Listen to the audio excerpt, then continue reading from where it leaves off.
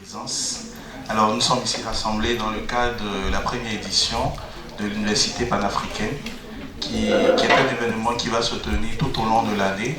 Donc nous, étudiants africains ici au Maroc, et même vous également étudiants marocains, seront entretenus sur diverses thématiques tout au long de l'année, des thématiques aussi bien pour notre vie estudiantine que pour notre vie professionnelle.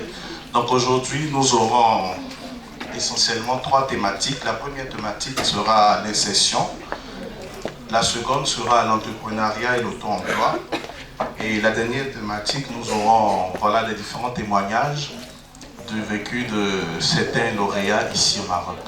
Donc sans plus tarder, je vais d'abord laisser la parole à Madame Afida, la directrice du centre d'accueil et d'orientation, qui va nous dire son mot de bienvenue en quelques minutes. Merci. Au nom de l'Université Mohamed V, je vous accueille dans l'enceinte de la faculté des sciences d'éducation et bien entendu avec la participation, la collaboration du centre d'accueil, d'information, d'orientation et de suivi. Ce centre qui est l'interface de l'université et dont le point crucial, c'est rendre service aux étudiants de l'université. Et quand on dit étudiants de l'université, c'est les Marocains et les non-Marocains. Et comme notre université, c'est la première au Maroc, qui a accueilli, bien entendu, des gens de tous les continents. Moi, j'ai la liste des statistiques. Je suis contente de voir qu'il y a des Américains, qu'il y a des Asiatiques. Bon, les Africains, ils ont toujours été ici parce que le Maroc, c'est aussi un pays africain. D'accord ? Donc, maintenant, on est en train de faire du Maroc un creuset, peut-être un pays stratégique, puisqu'il est entre c'est l'Afrique, c'est le Maghreb, c'est l'Europe. Donc, il est le creuset, il est même, je dirais, américanisé. Maintenant, on considère que le Maroc, c'est l'Amérique de l'Afrique, j'aime bien ça. Mais de toutes les façons, ce que je voulais dire, je plaisante un petit peu, mais c'est pour égayer l'atmosphère et aussi attirer l'attention des bavards. Donc je suis contente parce que le monde, il est bien entendu actuellement en mouvement. Pourquoi en mouvement? Parce qu'il y a 2 critères importants. Il y a la jeunesse d'une part et la société civile d'autre part. Si on a dépassé beaucoup de difficultés, je prends le cas de mon pays par exemple, je suis très contente qu'il y ait une société civile capable d'apporter des réponses, capable de donner les outils pour dépasser les problèmes. Je donne le problème des étudiants en situation, des personnes en situation de handicap. Il a fallu que la société civile se mobilise pour que les choses bougent. Et maintenant au Maroc, il y a énormément d'organismes qui travaillent dans ce chantier. Il y a même un ministère qui a été créé pour résoudre le problème de la famille et entre autres le problème des personnes en situation de handicap.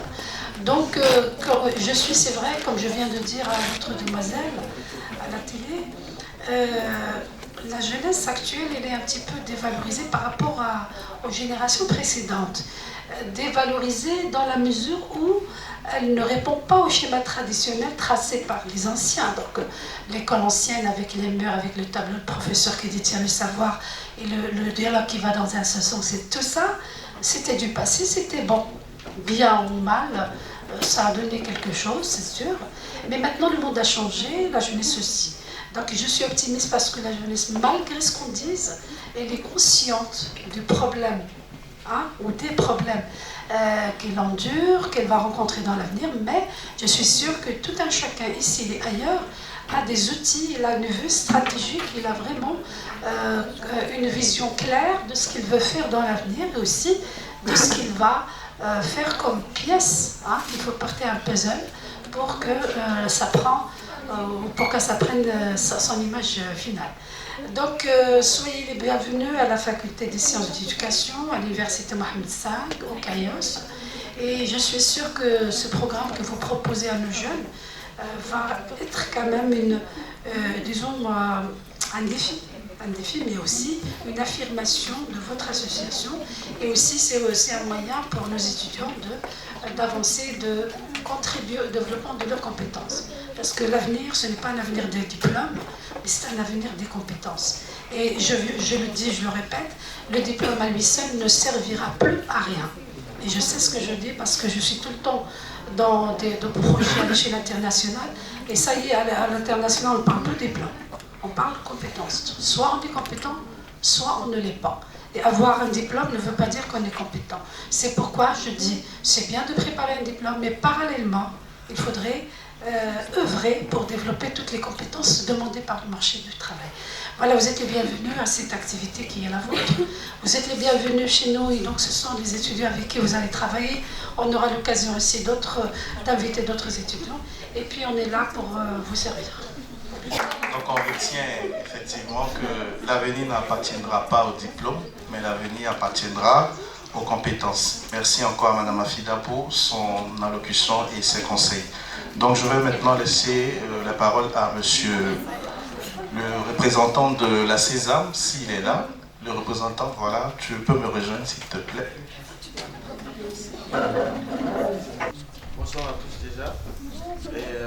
J'ai déjà expliqué auprès de vous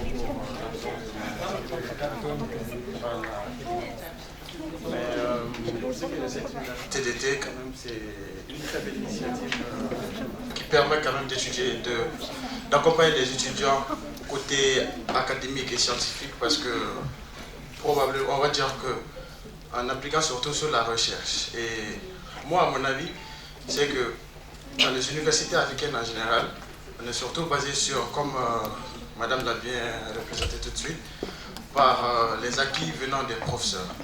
Mais la recherche et les compétences sont généralement mises de côté. Donc je pense que cette université africaine panafricaine, on va dire, va nous aider à mieux développer cette optique-là.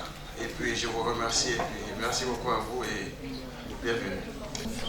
Comme Kassel vient de le dire, moi c'est M. Benatoy. Je suis le président de l'association des lauréats étrangers du Maroc. Je suis de nationalité togolaise. Je suis au Maroc ici, ça fait 10 ans. À la base, je suis ingénieur des eaux et forêts. Après, j'ai fait un MBA en affaires internationales diplomatiques et un doctorat en sciences de gestion des organisations. Actuellement, je travaille à l'ambassade du Togo et en même temps, j'ai créé une boîte qui est un peu dans l'informatique et la formation.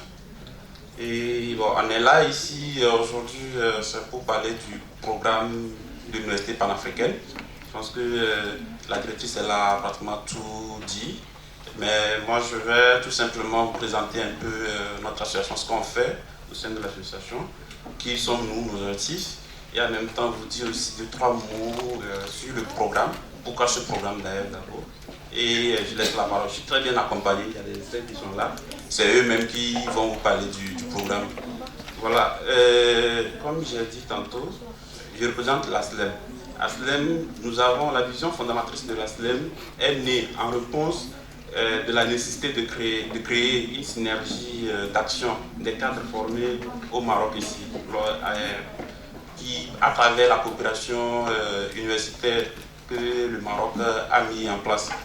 Vous n'êtes pas sans savoir que chaque année, le Maroc accueille des milliers d'étudiants au Maroc ici et qui sortent diplômés, certains parmi eux rentrent pour servir leur pays, d'autres restent comme nous restons ici. Et nous considérons le Maroc comme notre deuxième pays. Nous avons été formés ici. Nous avons, c'est ici aussi, moi personnellement, c'est ici que j'ai trouvé mon premier job. Donc je me dois d'être reconnaissant pour ce pays-là. Donc c'est même la raison, le sens même de la création de ce programme-là. Je me suis dit, je suis venu là.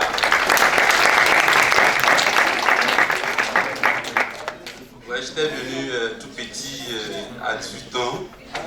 Le Maroc m'a formé. Maintenant, je pense que j'ai quelque chose quand même à transmettre aussi aux plus jeunes.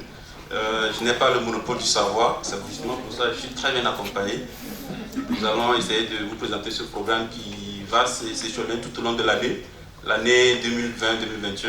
Après, si vous êtes, c'est vous qui allez apprécier. Si c'est intéressant, on va continuer. Si vous dites que c'est pas bon, on va laisser tomber. Ouais.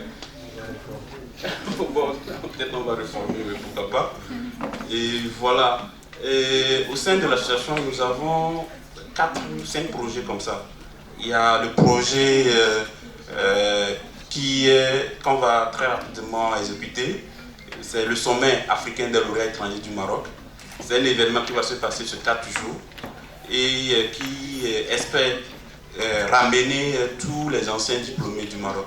Parmi ces anciens, selon nos recensements, vous n'êtes pas sans savoir que le Maroc a formé des ministres, des hommes d'affaires, des chefs d'État et même des experts internationaux.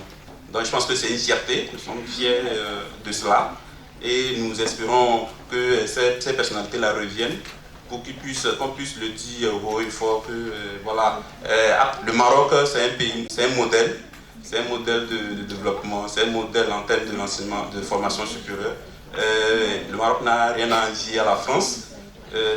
Nous n'avons plus besoin de quitter l'Afrique pour aller en France pour dépenser cher pour se former. Dès lors que, à travers ces formations, il y a eu des gens qui gouvernent leur pays, qui sont des ministres.